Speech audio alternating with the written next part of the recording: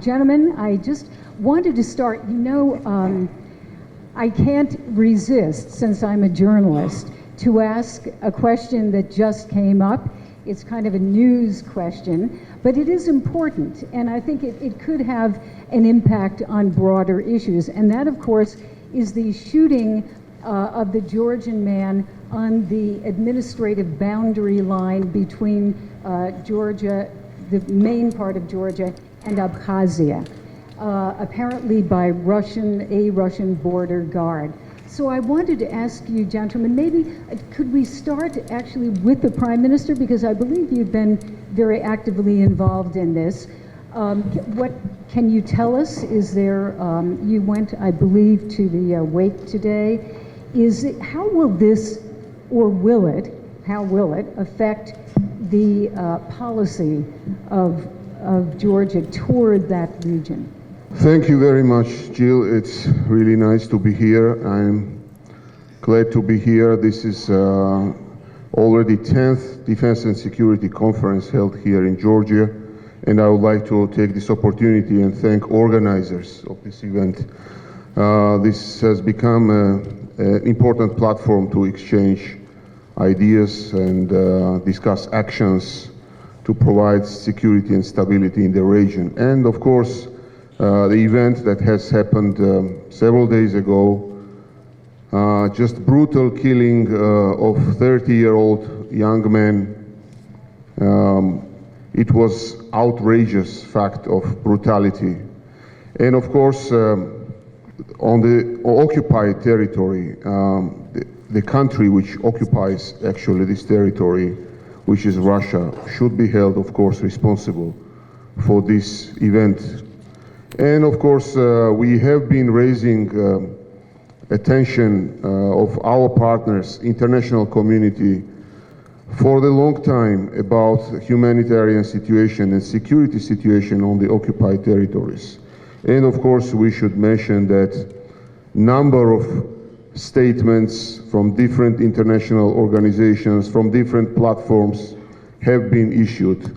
But unfortunately, until now, there is no progress. And I just came today and I saw the family and mother of the victim. And it's difficult to say anything to these people, because these people are not guilty. They are victims of the security situation that was created in Abkhazia with the heavy involvement of course, Russian Federation. And of course, we are waiting for the response from Russian Federation, first of all, and of course, from de-facto authorities in Abkhazia. Unfortunately, until now, we don't hear any legible response from their side. And this is very unfortunate. But of course, people who did it aimed at undermining important confidence building process that is going on between Georgians and Abkhazians, between Georgians and South Ossetians. But I should say that we will be consistent in pursuing this peaceful policy. There is no alternative to peaceful resolution of this conflict. And of course, there should be more active involvement of international community, since we face challenges like banning Georgian language for ethnic Georgians in secondary schools, moving borders further and further deeper to Georgian controlled territory, crossing the apple gardens of ethnic Georgians in Gori region, which is very unfortunate. Unfortunately, again, we cannot respond to these challenges efficiently. The only way is to increase awareness of international community, and of course with the help of our partners, with consistent, peaceful policy, non-use of force principle, and Georgia stays very loyal to this principle, we will be able to melt the ice that was created during the last several decades, and there is a way to do that, but we need to be consistent. We should not follow this provocation, but on the other hand, we should demand vocally from international community, from Russian Federation, and from de facto authorities to give adequate response to what just happened. Thank you. Throughout this conference, we've been talking about probably the biggest issue, which is, of course, Georgia eventually becoming part of NATO. And I went back to look at some of the comments that U.S. officials and others have made, and I, of course, came upon that quote by Douglas Lute, who's the U.S. permanent representative to NATO. And he used I guess, an expression that's not particularly diplomatic, or maybe a little bit more overt than most diplomats would use, which is, he said, no way the members of NATO will reach consensus anytime in the near future to admit Georgia. So, Mr. Prime Minister, bearing that in mind, and that's been kind of the context of what we've been talking about, that limbo that Georgia is in at least this moment, what concretely can you expect from the the meeting by NATO in Warsaw? Thank you. Interesting question. You know, Georgians are believers, and we believe in the bright future for Georgia. Now, what are the challenges that we face right now? Not only Georgia, but every country in this region, and also NATO members and allies of NATO. The challenges has become very different, more sophisticated, more diverse, and difficult to address. So one thing is becoming clear, that only through unity, cohesion, and solidarity we can cope with the existing challenges. The unity and solidarity not only among NATO members, but also partner countries for NATO. So Georgia consistently, patiently follows the path which is called European and Euro-Atlantic integration. Why is this path so attractive for Georgians?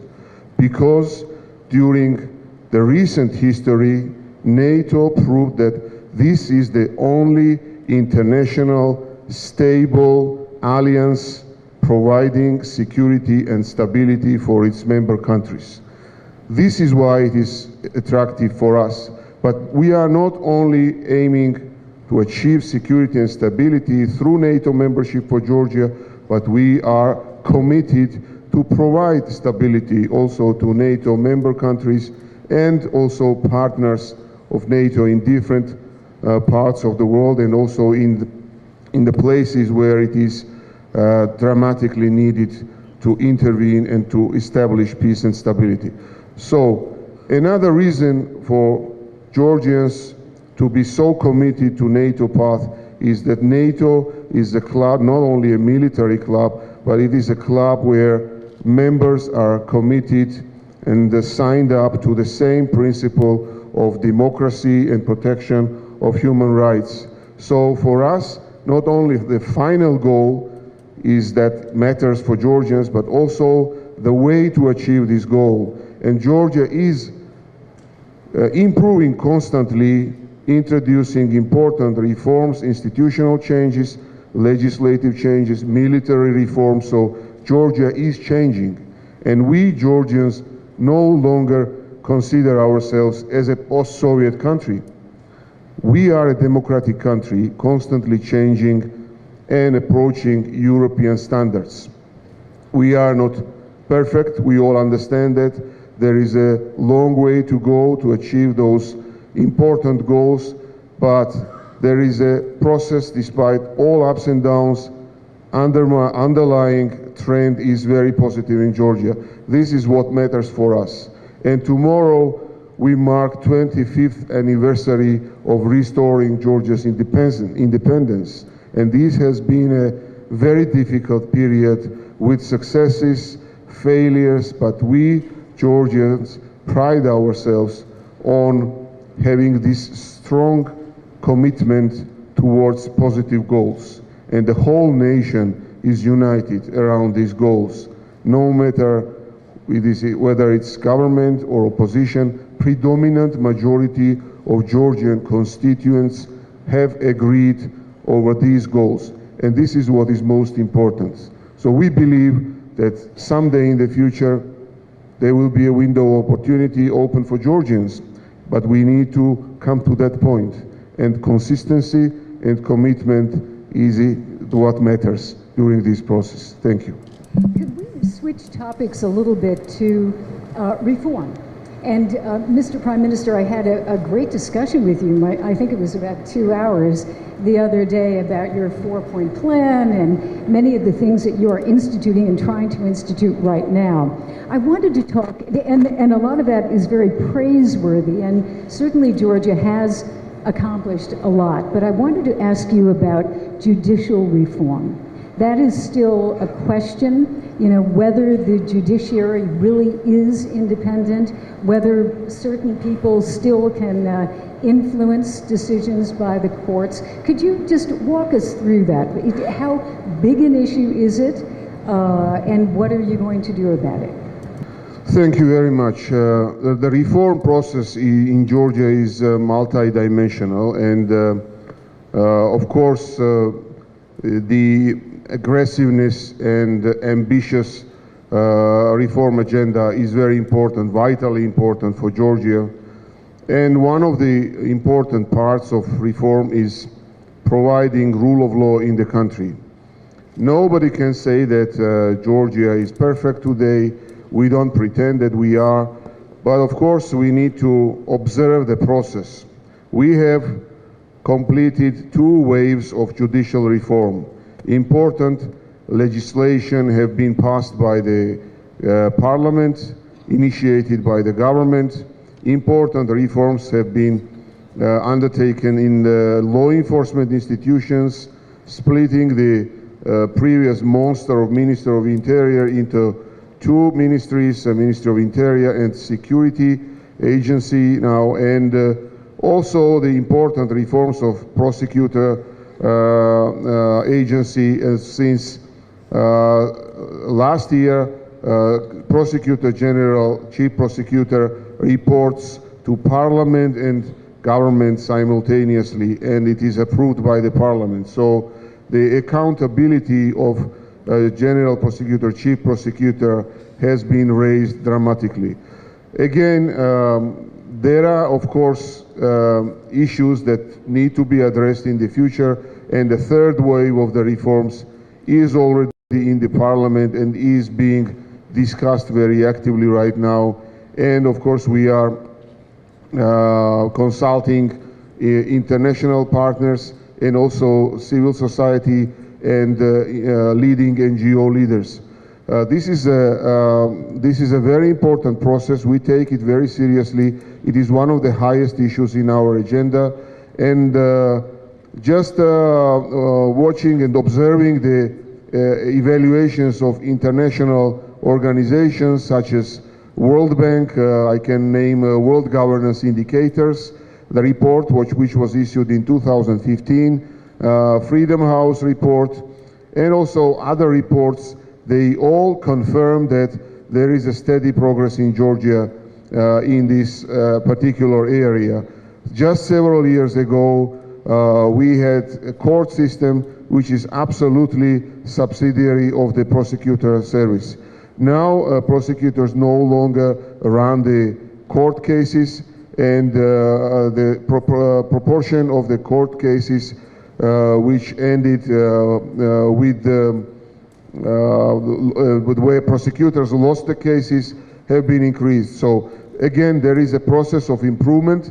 We have not reached the point where we could say that, you know, we have reached the important point and the condition where we can be really proud of that, but we are proud of the progress, and we are definitely proud of the trend that is very evident in Georgia. As to the other reforms, since we are here in attending the Defense and Security Conference, I should say very proudly that we have implemented important reforms in the military, and the proof of that will be the Noble Partner exercises, as President mentioned, jointly with the United States and United Kingdom, and excellent interoperability of Georgian troops with the NATO military, and now we are focusing more and more on defense and deterrence capacity of the Georgian military through bilateral partnerships, including, and first of all, with the United States, with United Kingdom and other member states. Other reforms are also very important. Our government's 4-point reform agenda, which addresses important areas such as economic development and further improvement of economic environment, and this phase has already been completed, abolishing profit tax of Georgia since January of the next year. We have completed legislative part of revolutionary changes in tax administration, where tax authorities will no longer be authorized to freeze company accounts without court decisions, and this is a big achievement, and also limiting timeframes for tax inspections, etc., etc., introducing important reforms such as pension system reform from the next year, and capital market reform, and introducing startup financing mechanisms for young, innovative entrepreneurs. Also, part of this 4-point reform agenda is the reforms again, refocusing government towards more service-oriented government concept, introducing unified front office. As you all have seen, probably the public service halls providing 400 types of services to individuals, which was, by the way, done by the previous administration, and which was a remarkable achievement. Again, and we already always mentioned that, but we should also mention that last 5 years of previous administration was a disaster for Georgia. Now we are building our future based on the achievements of the past and addressing the areas where we have significant room for improvement, and that one of the improvements can be expanding the model to cover all the needs of legal entities, providing single window solutions for everybody, and this will entail significant optimization in the size of the government, including moving back offices outside of the city. And part of this reform is also changing the concept of governance in Georgia to make governance more inclusive, introducing platforms for upcoming legislative changes and discussion, making the environment more predictable through investor council and various formats of discussions with NGO leaders. And the fourth component, which is probably the most important, to finally get rid of the Soviet legacy in education system, fundamentally overhauling the education system, introducing the labor market need-oriented financing system for the higher education, and focusing more and more on the professional education based on the German dual education system model. So these are important changes which changes the DNA of the country. Actually not changes, but reinforces the historical European DNA of this country. And Georgia is positioning itself as a European country with European systems, legible legislation, important institutions of human rights protection, and following consistently the institutionalizing democracy in the country according to the action plans confirmed with the Council of Europe, with the European Commission. So this is a comprehensive process involving the whole society in Georgia. And the rule of law, as you asked, is one of the crucial, most fundamental issues during these reforms. And believe me, we take it very seriously. And again, despite all the deficiencies that we might still experience in our judicial system, we are improving, and we are improving constantly, and our commitment is very strong towards that goal. Thank you.